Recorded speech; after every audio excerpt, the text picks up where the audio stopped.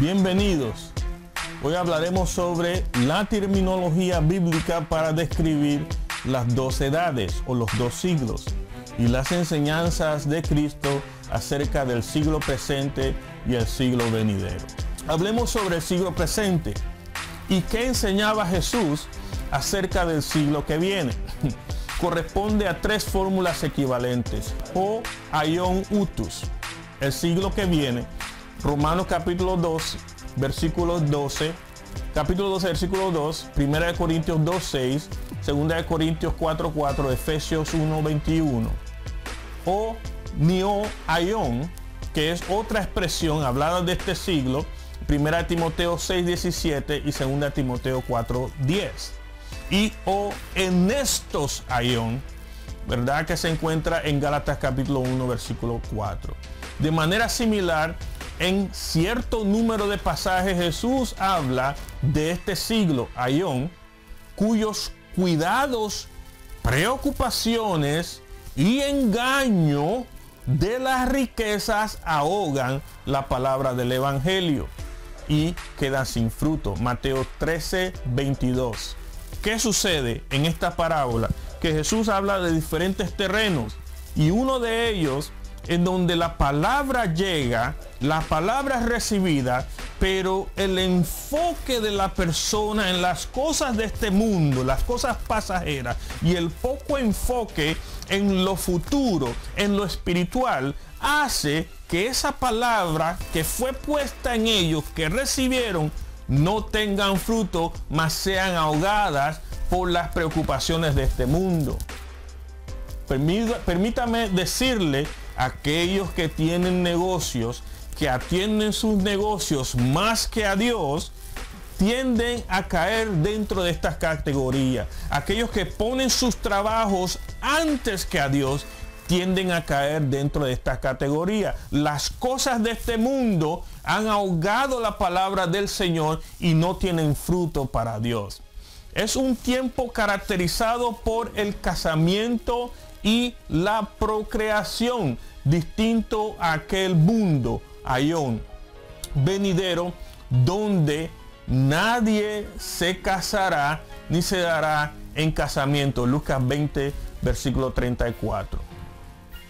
Este mundo o edad está abocado a un final, entendido no como el fin del cosmos o la destrucción del mundo, sino como el fin de la era presente.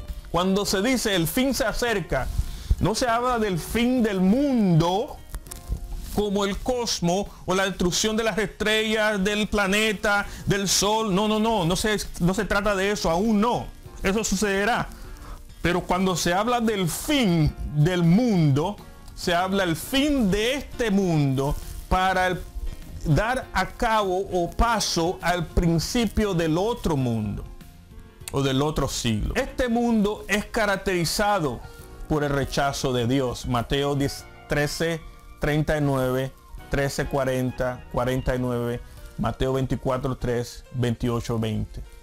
De todos estos pasajes y de la cosmovisión, la forma de ver las cosas desde el punto de vista bíblico, la cosmovisión bíblica general, se deduce que el aion presente tiene un sentido peyorativo, es un siglo malo. Gálatas capítulo 1, versículo 4, que se encuentra sometido bajo el imperio o bajo el gobierno o el dominio de Satanás. Este mundo en general está sometido bajo el poder y la decisión y la voluntad de Satanás parcialmente. No hay un gobierno total. Si fuese así, hubiese sido destruido. Todavía Dios tiene control, aun cuando Satanás tiene dominio sobre este mundo. En el principio, o el príncipe de la potestad del aire, el espíritu que ahora actúa en los hijos de desobediencia, Efesios capítulo 2, versículo 2, Juan capítulo 14, versículo 30, el cual es realmente el Dios de esta edad presente, que ha cegado el entendimiento de los incrédulos para que no les ilumine el resplandor del evangelio de la gloria de Cristo. Segunda de Corintios capítulo 4, versículo 4. En el Antiguo Testamento hay un pasaje donde se habla, donde Dios dice que Él será la luz y el pueblo ya no estará bajo la cubierta, sino que Él quitará la cubierta para que ellos entonces puedan verle. Similar a lo que vemos aquí, ¿verdad? Esta valoración negativa del mundo no se refiere tanto al mundo natural, al cosmos, que en cuanto creado es bueno en sí. Dios creó todo y lo hizo bueno por ser obra de Dios, sino más bien el mundo presente temporal y en términos de los valores morales. A la historia presente, donde reina el pecado, la muerte y Satanás, ciertamente enemigos terribles del hombre, pero ya derrotados en la cruz del Calvario por el glorioso Cristo Jesús, y en franco retroceso debido al empuje de la palabra de gracia. Juan capítulo 16, versículo 11. Este aión presente, donde imperan el pecado y la muerte, la injusticia, está llamado a desaparecer irremisiblemente y dejar paso al aión futuro, caracterizado por la salvación y la justicia de Cristo, quien ha sido concebido en el cielo hasta los tiempos de la restauración de todas las cosas, de las cuales habló Dios por boca de sus santos profetas desde tiempos antiguos. Hechos capítulo 3, versículo 21. Por una transposición de significado común en la apropiación de un vocablo por otro pueblo, cultura o tiempo, el término aión recibe a veces casi el mismo significado que cosmos, que es mundo.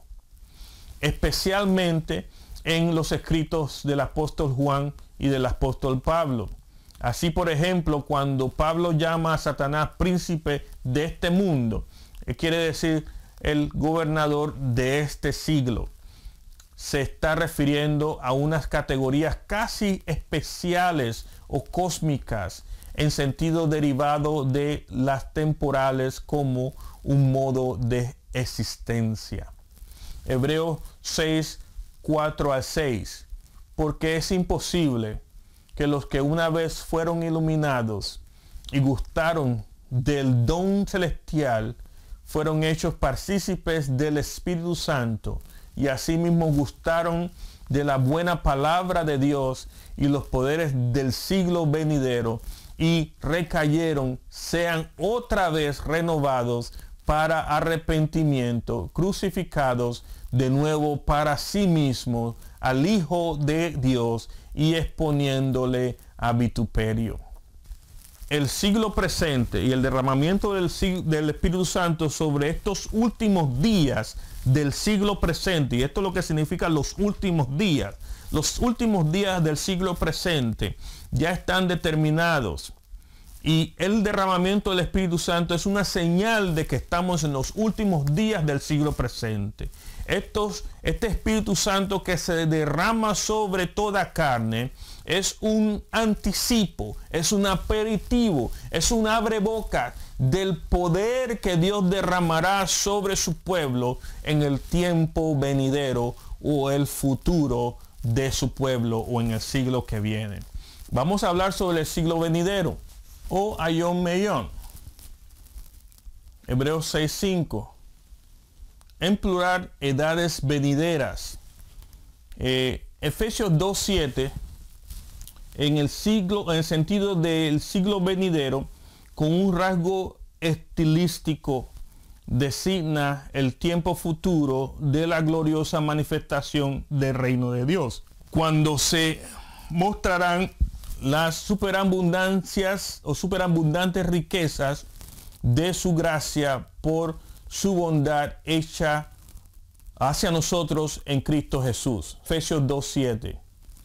Cuando hablamos de los siglos venideros, en el mismo sentido en que nosotros consideramos este siglo como siglo y el siglo venidero como siglo venidero, es posible que Pablo está viendo también otro siglo que sigue al siglo venidero, pero es más continuo con relación al siglo que sigue.